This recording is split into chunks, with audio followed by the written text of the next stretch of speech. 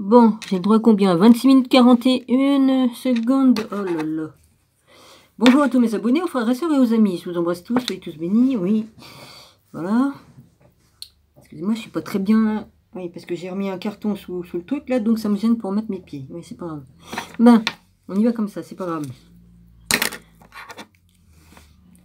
Bon, je vais sortir de... Il est pas loin de 3... il est presque 3 heures, à 10-15 minutes près. Voilà. On va savoir si ma pendule est vraiment à l'heure, au mur.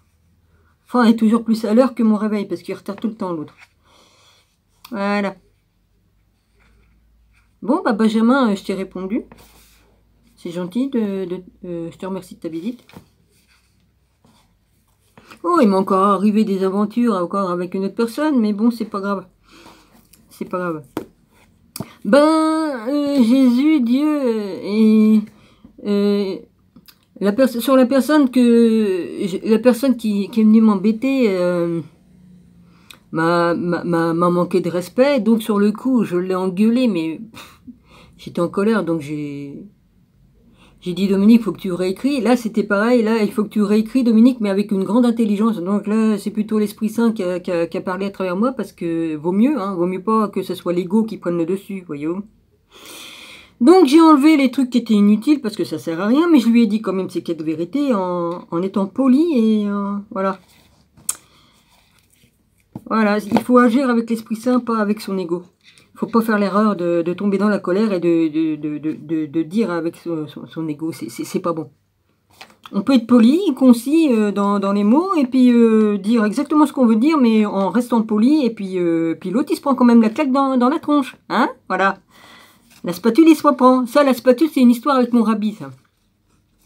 Oui, la spatule pour... c'est un petit truc que j'ai avec mon rabbi, ça.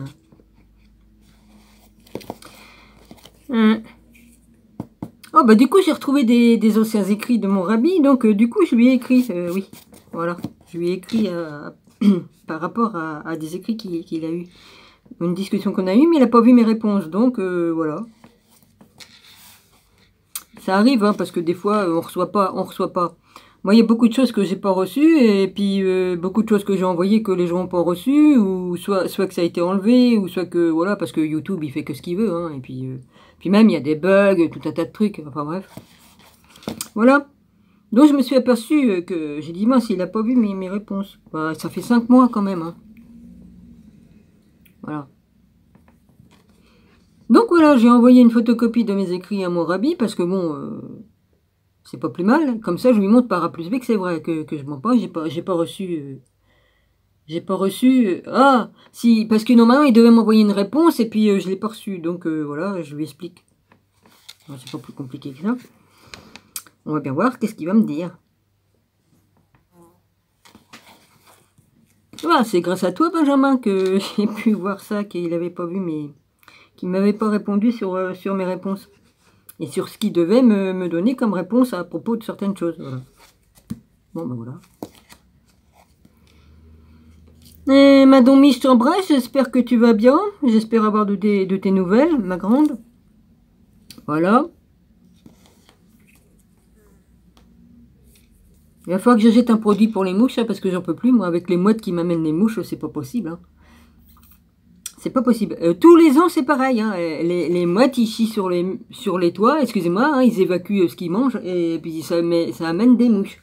Comme tous les ans. Une fois qu'ils sont partis, il n'y a plus de mouches, il n'y a plus rien. C'est tous les ans comme ça.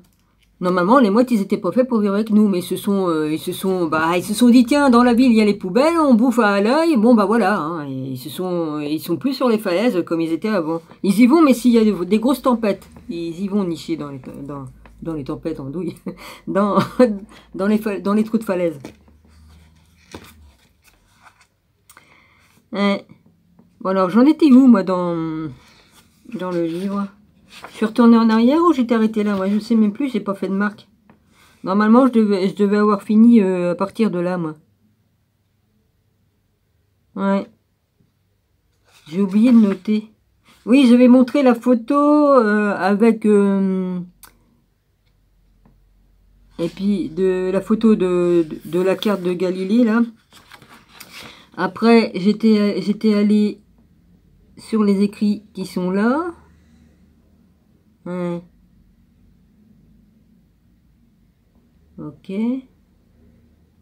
Voilà. Oui. Après, j'ai réussi à aller jusque-là, je crois. Pourtant, l'un des leurs est tout aussi coupable. D'accord. Ça, je l'ai lu. Donc, je vais reprendre d'ici le gros. Et puis, les petites écritures, j'ai dû les faire.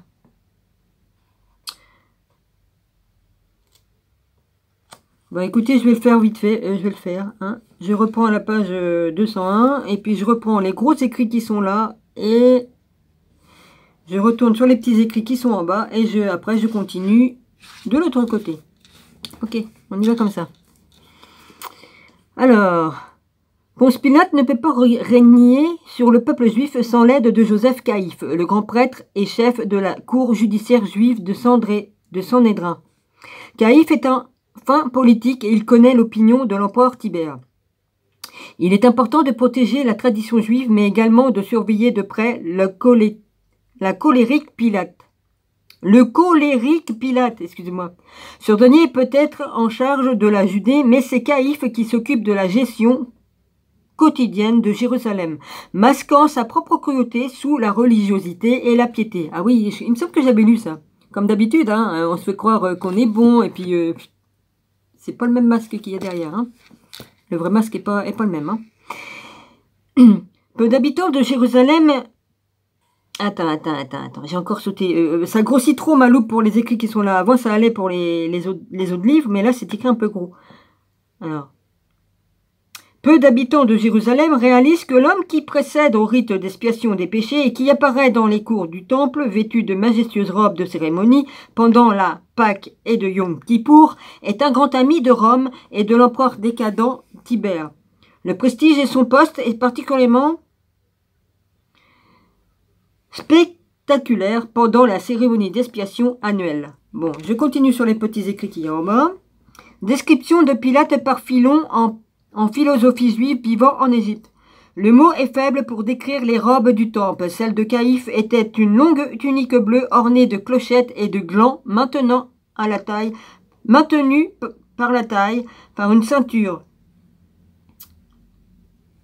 Maintenu à la taille par une ceinture. Il portait par-dessus un gilet aux couleurs vives brodé d'or, avec la liste de 12 tribus d'Israël inscrite sur ses épaules et un pectoral orné de pierres précieuses reflétant le soleil. Sa tête était couverte d'un turban sur lequel était posée une tiare en or faite de 3 couronnes portant le nom de Dieu.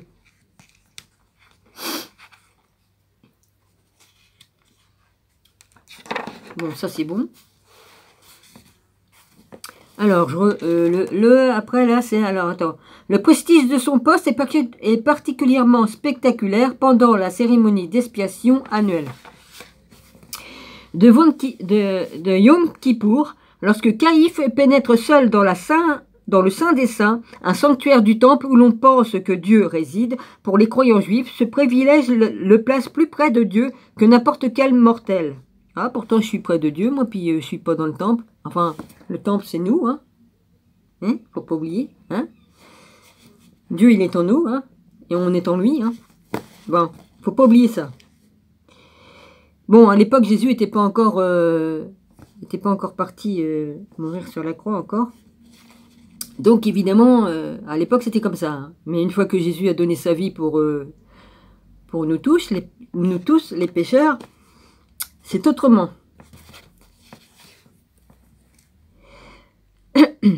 Il a racheté nos péchés et tout ça. Hein. Ouais. Alors pour les croyants juifs, ce privilège le place plus près de Dieu que n'importe quel mortel. Il sort ensuite du sanctuaire qui fait face aux fidèles venus en masse dans les cours du temple. On dispose alors une chèvre de chaque côté de Caïphe.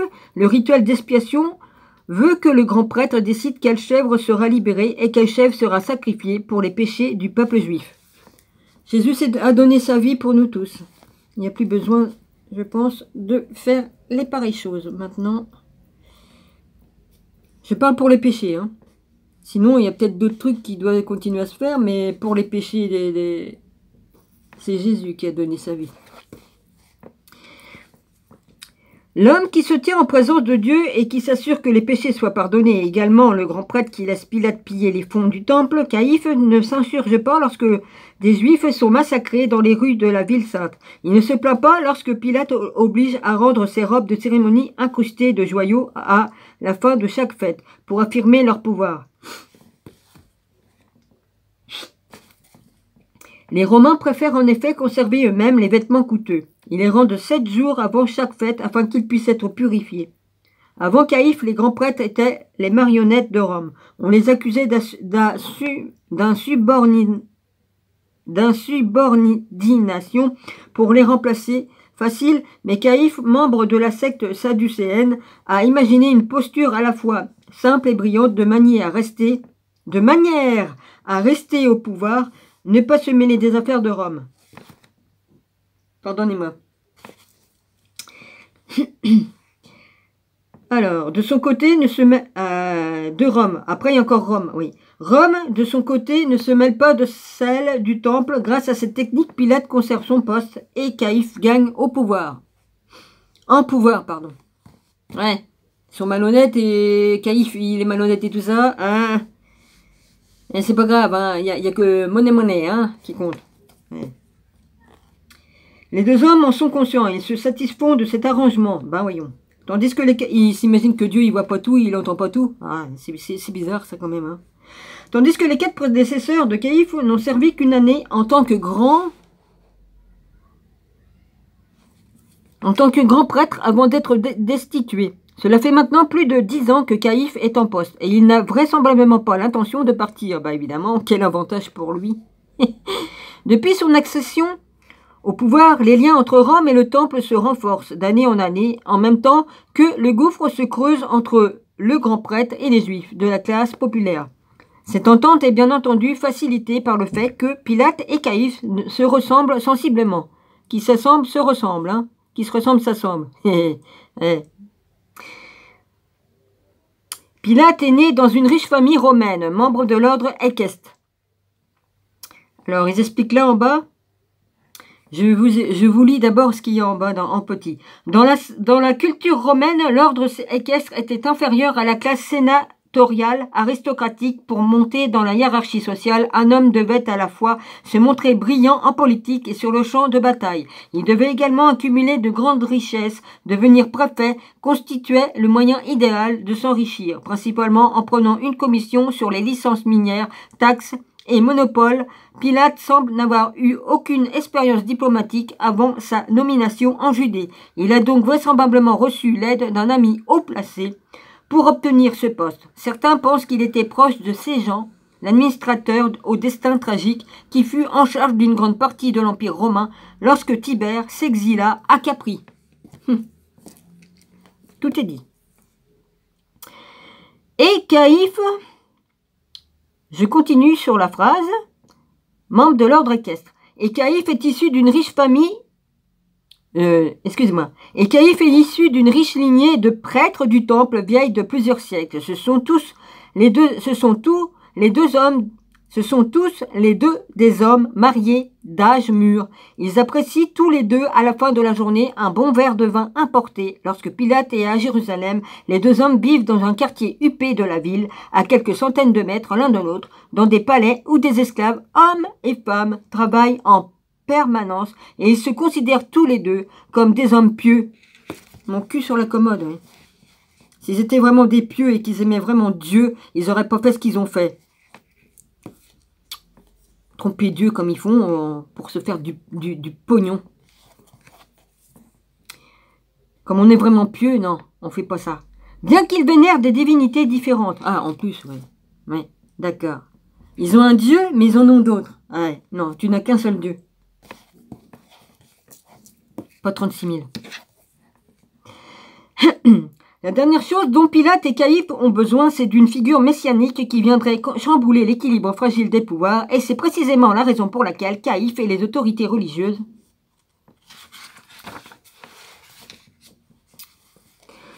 ont prévu d'arrêter Jésus. Bah oui, il est gêné de trop. Hein. À la minute même où il posera le pied dans la ville sainte. Les pharisiens ont diligément rempli leur mission en rapportant toute une litanie de transgressions de la religieuse commise, de la transgression de la loi religieuse commise par le Nazaréen. La conspiration pour tuer Jésus est en marche. Mais Jésus a d'autres projets. Après son court séjour à Césarée de Philippe, il est rentré à Galilée. Ses disciples, eux, s'apprêtent à voyager jusqu'à Jérusalem pour les fêtes. Ils souhaitent tellement que Jésus les accompagne et annonce publiquement qu'il est le Christ, qu'ils tentent même de lui glisser un conseil, ce qu'ils n'ont encore jamais fait. « Va en Judée, le supplie-t-il, avant de se mettre en route. Personne n'agit en secret lorsqu'il désire paraître. Si tu fais ces choses, montre-toi toi-même au monde. » Jean 7, 4. Ah, il y a un petit 1 là devant, puis il m'a dit que en bas, Jean 7, 4.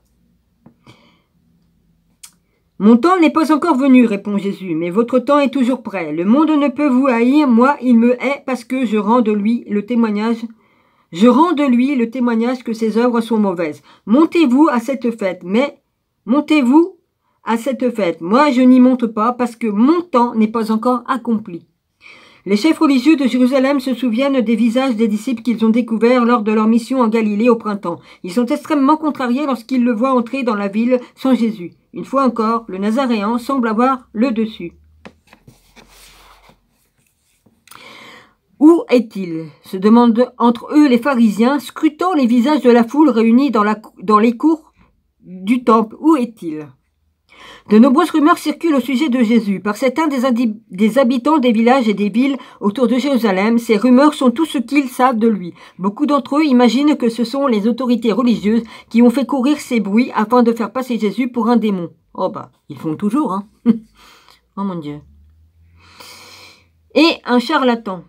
Les pèlerins de Galilée, en revanche, s'extasient sur la bonté de Jésus. D'autres affirment que Jésus est un homme traqué. Ah bah ça, pour être traqué, il l'est. Il a toujours été. Pendant plusieurs jours, les spéculations vont bon train dans la ville. Personne ne sait où se trouve Jésus, pas même ses propres disciples. La fête des tabernacles dure 8 jours et, au bout du 4e jour, Jésus s'introduit discrètement dans le temple. Il a voyagé incognito jusqu'à Jérusalem, courageusement. Jésus commence à enseigner depuis ces derniers mois. Il dégage une sorte d'aura de tristesse et éprouve le besoin grandissant de se retrouver seul. Il s'exprime de plus en plus souvent en paraboles lorsqu'il prêche, conscient que ses histoires frappent les esprits et qu'elles sont bien plus parlantes que de simples citations de l'Écriture sainte.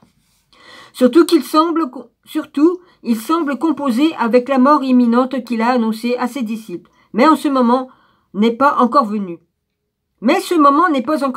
Pour l'heure, à portée de voix du sanctuaire, au vu et au su de n'importe quel pharisien ou sadducéen, Jésus prêche effrontément la vérité et la justice. En quelques minutes, un cercle de pèlerins se rassemble autour de lui et l'écoute avec stupéfaction, partager ses considérations sur Dieu.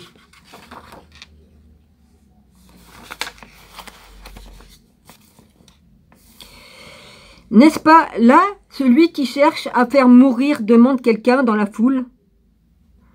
Est-ce que vraiment les chefs auraient reconnu qu'il est le Christ demande quelqu'un d'autre.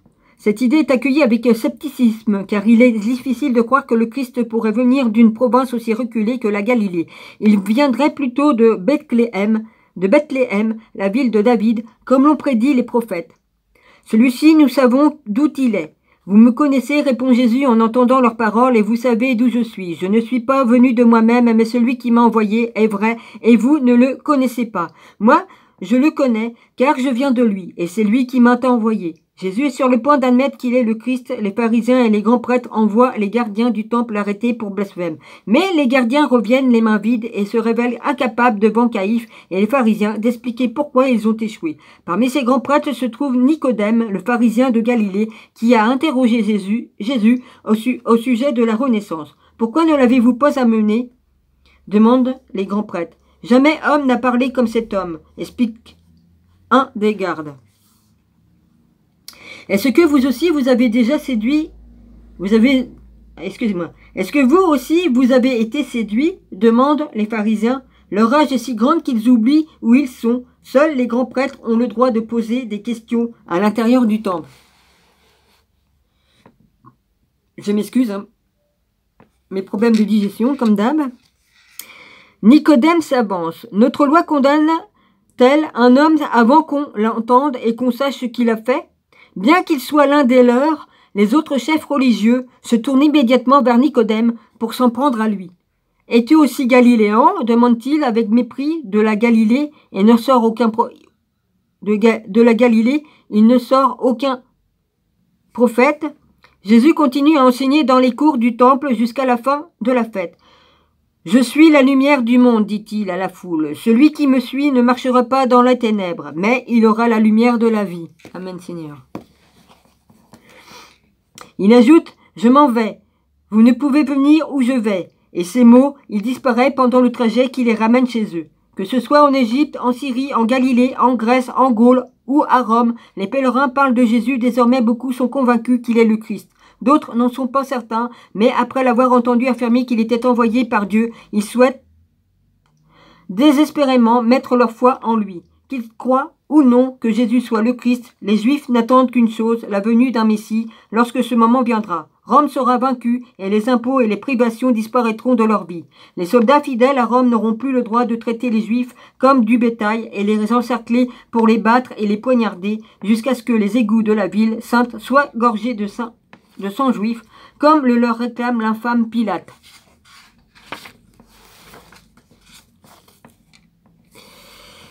Ces gens, ses espoirs est vital. Il leur donne le courage d'affronter la cruauté sans borne de Rome. Seul le Christ peut les guider. Les prophètes ont promis qu'un tel homme viendrait, et il est vrai que Jésus a plusieurs fois laissé entendre qu'il était le Messie juif. Il parle de son Père et du fait qu'il vient d'en haut, mais il n'a jamais prononcé en public le mot « Je suis le Christ ». Jésus est apparu à de nombreuses reprises dans les cours du temple, provoquant les prêtres et les pharisiens dès que l'occasion se présentait. Il est puissant, il est sûr de lui, comme un chef devrait l'être. Si Jésus est bien le Messie qui viendra sauver le peuple juif, il est temps qu'il le fasse savoir. Certains commencent à s'impatienter, les pèlerins les moins cultivés attendent une déclaration verbale de Jésus. Ceux qui sont plus éclairés n'ont pas besoin d'entendre les mots, ils attendent simplement le moment où Jésus entrera à Jérusalem, à Dodane. C'est à cet instant-là seulement qu'il sera sûr que Jésus est bien le seul vrai Christ. « Voici ton roi, viens à toi, il est juste et victorieux », prédit le prophète Zacharie. Il y a 500 ans, il est humble et monté sur un âne. Tous les membres du Sanhédrin connaissent les mots de Zacharie. Plusieurs mois ont passé depuis la fin de la fête de Tabernacle et les 71 chefs religieux sont maintenant réunis dans une pièce particulière, la chambre de pierre de taille. Majestueux et cossu, le lieu de jugement légal est situé près du mur du nord du mont du temple. La moitié se trouve à l'intérieur du sanctuaire, l'autre moitié à l'extérieur. Depuis ces deux directions, des portes ouvrent sur la pièce. Comme son nom le suggère, sa construction a nécessité l'usage d'outils en fer qui ont rendu la salle inadaptée au culte rituel. Le Sanhédrin est le tribunal religieux juif suprême, une assemblée d'hommes plus puissante encore que le tétrarque Antipas, et au sein de cette assemblée, Caïphe détient l'autorité suprême. Ponce Pilate est revenu sans encombre dans son palais de Césarée maritime. Il ne doit pas retourner à Jérusalem avant avril pour la fête de la Pâque. Quant à Jésus, on raconte qu'il a quitté la Galilée pour une destination inconnue. Des témoins disent qu'il accomplit de nouveaux miracles. En récit étonnant relate qu'après la ville de Béthanie, un homme nommé Lazare serait revenu à la vie. Oui, le frère de Marie-Madeleine. Et Lazare ne venait pas de décéder, il était mort depuis 4 jours et déjà enterré au moment où Jésus l'aurait ressuscité devant une foule nombreuse. C'est une grande vérité. Le corps de Lazare souffrait déjà des effets de la décomposition lorsque Jésus donna l'ordre de pousser la pierre protégeant l'entrée de la tombe. Il ne s'agissait plus seulement d'un acte de guérison, mais d'une démonstration de pouvoir autrement plus impressionnante que ceux d'un être humain normal. Dieu demande à Moïse de construire un autel de pierre non taillé, ce qui le rendrait sacré. Si tu m'élèves à un autel de pierre, tu ne le bâtiras point en pierre taillée, car en passant ton ciseau sur la pierre, tu la profanerais. Exode 20, 25. Une pierre entière construite de ces manières aurait été un lieu des plus sacrés. 2. À ne pas confondre avec Césarée de Philippe qui se trouve à l'intérieur des terres. C'est les trucs qui sont écrits en tout petit, hein, les gars, que je vous lis là. Bon. Je reprends la suite. Cet homme, il me reste combien de temps? Oui, encore un petit peu. Cet homme accomplit beaucoup de miracles, dit un pharisien. Si nous le laissons faire, tous croiront en lui, et les Romains viendront détruire et notre ville et notre nation. Caïphe est du même avis. Vous ne vous rendez-vous pas compte qu'il est dans votre intérêt qu'un seul homme meure pour le peuple et que la nation entière ne périsse pas? Tout est dit. Alors, Jésus en était-il conscient? Le fait que la vie qu'il a menée représente l'accomplissement continu. Attends, Jésus en était conscient.